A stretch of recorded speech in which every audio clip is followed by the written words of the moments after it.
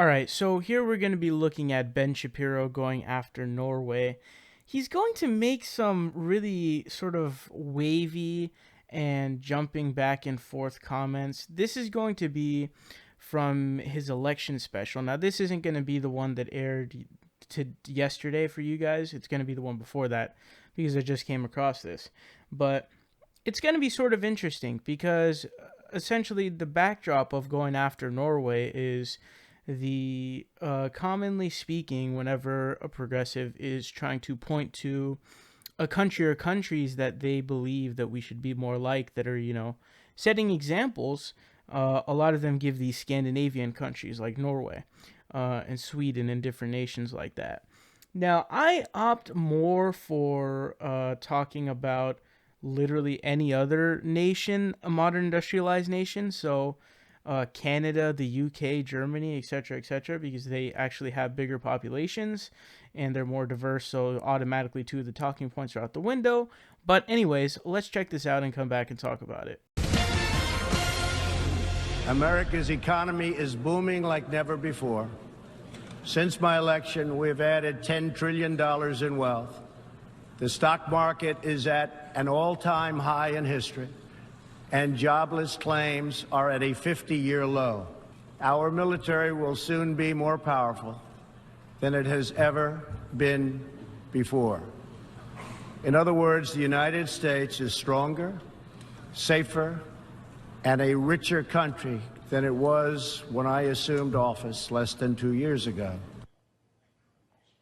While President Trump was speaking to the United Nations this week about American exceptionalism, his predecessor, you remember that guy, President Barack Obama, was speaking in Oslo, Norway. There, Obama slammed the current policies of the United States and instead praised the left's new favorite paradise, Norway. That is the subject of tonight's Socialism Watch. President Obama explained that Norway is wonderful because they use, quote, political and social levers to achieve social democratic goals. He also praised Norway for its push for gender equality. Norway's laws require that 40% of non-executive board members be female. Norway has become the favorite democratic socialist test case for the American left. Venezuela, people are eating dogs in the streets. And Cuba's gone out of fashion. Turns out that when people are floating 1950s Chevys into the Atlantic Ocean, that's kind of a bad sign. These days, Norway is the Marxist paradise.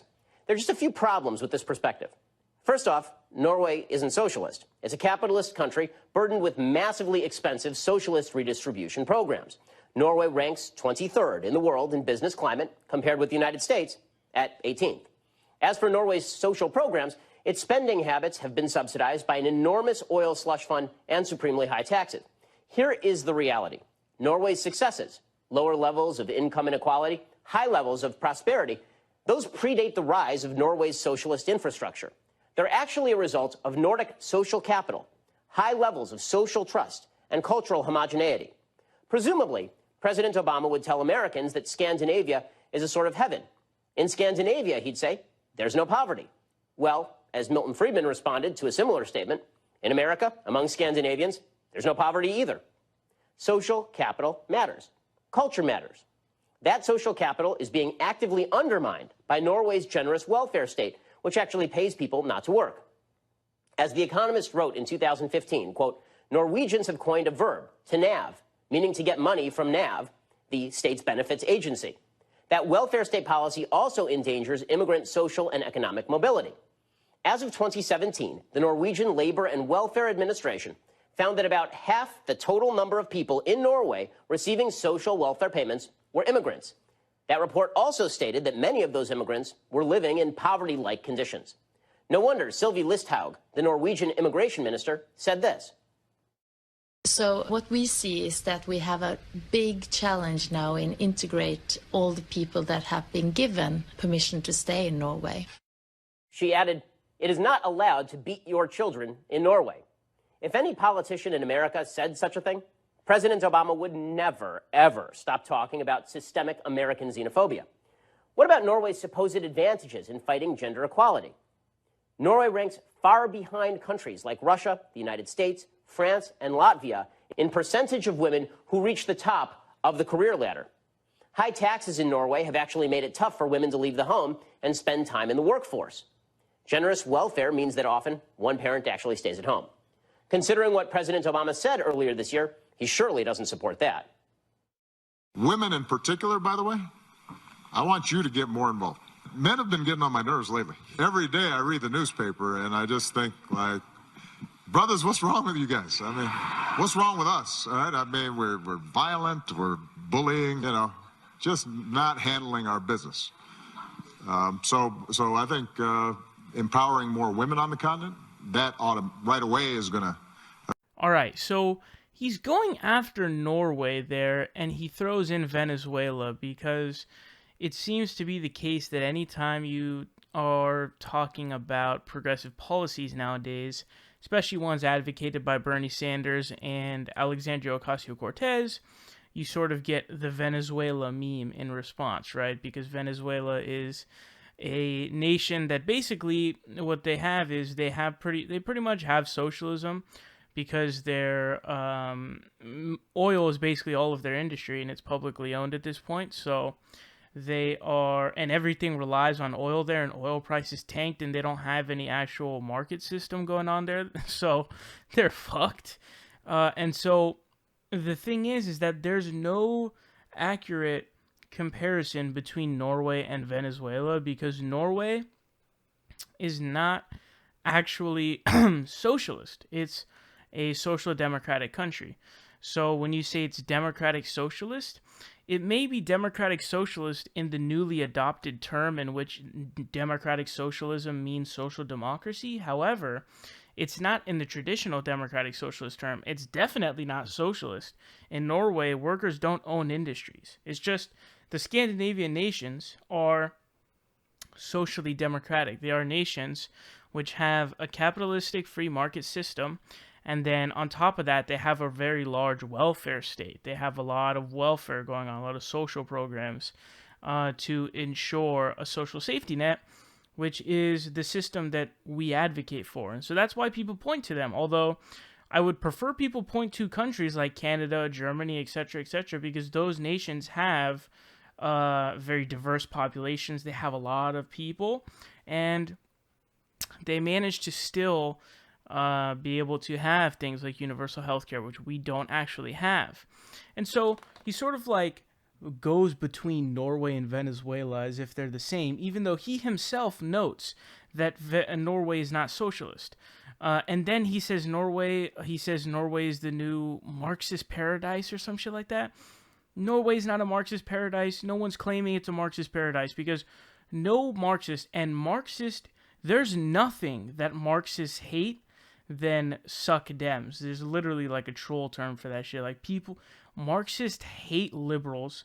They hate people who are social democrats because they believe that they are people who have effectively backstabbed them in favor of capitalism over socialism.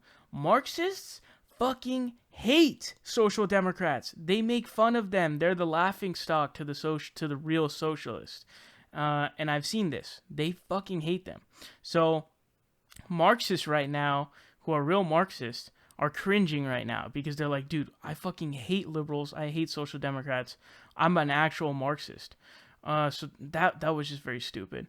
And then he starts getting into some of the details of Norway as if the country needs to be precisely like Norway in every way, which is not what it is. The idea is that we want to increase our welfare state just like they have. And so you start going into the different gender stuff, and we don't need to adopt that kind of stuff.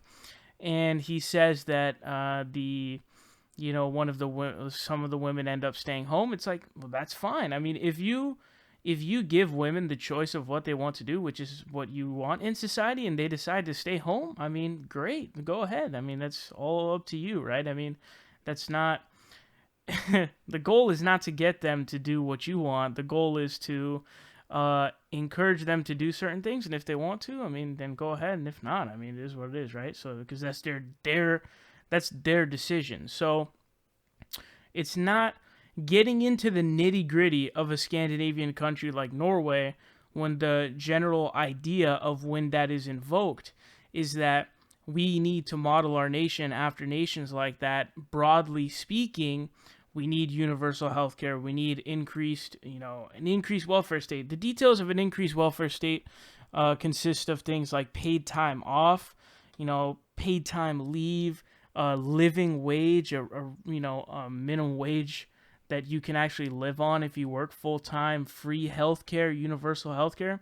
Those are really the main things that, unemployment benefits, a bunch of different stuff. And there is the big issue, I think, is that there's a starkly different mentality about welfare in the United States than there is in the entire European continent, because people in the United States look down on people who are on welfare, and I don't think that's how it is in Europe. I think that there is an idea that there's nothing wrong with being someone on welfare in Europe, and I think that people in the US are embarrassed to be on welfare, while in Europe I don't think that's like, there's no stigma around it. I think that and I'm somebody who, I think that if you don't want to work, I still think that you should have like some low line of like, okay, you can't dip below this. Like, I don't think that you should be somebody who, if you don't want to work, you want to be lazy or whatever you want to call it. And I hate to use that word because it's so weird, because our capitalist nation is essentially systematically set up where it's like, if you don't work like a zombie 40 hours a week, 5 days a week, and you get 2 days off per week, and that second day you're preparing to go back to work, I hate that idea in the first place. But anyways, the whole point I'm trying to make here is that there is supposed to be this lower line that you cannot go under. Like, if you want to not work, you shouldn't go hungry. You shouldn't be homeless. Because I think that, you're only as strong as your weakest link. I think that is pretty true. And so I just feel like a nation should be judged upon what the lowest people's standards are. And I think that we need higher standards for that. And I think there needs to be a mentality change. I don't have any problem with somebody being at the bottom line getting welfare from the government, because they're going to be getting peanuts. And it's like, who wants to live at that money? Like, it's so little money that if you want to live at that, it's like, okay, like, that's fucking nothing. So there needs to be a mentality change overall as well, ideologically speaking, but not too good of a criticism if you ask me. Oh, and by the way, the comment made by Obama at the end, not a fan of that comment. It doesn't really make sense, and it's just kind of a weird comment to make altogether. So I don't even know really that much about why that would be good. I'm not really a fan of Obama's comment at the end.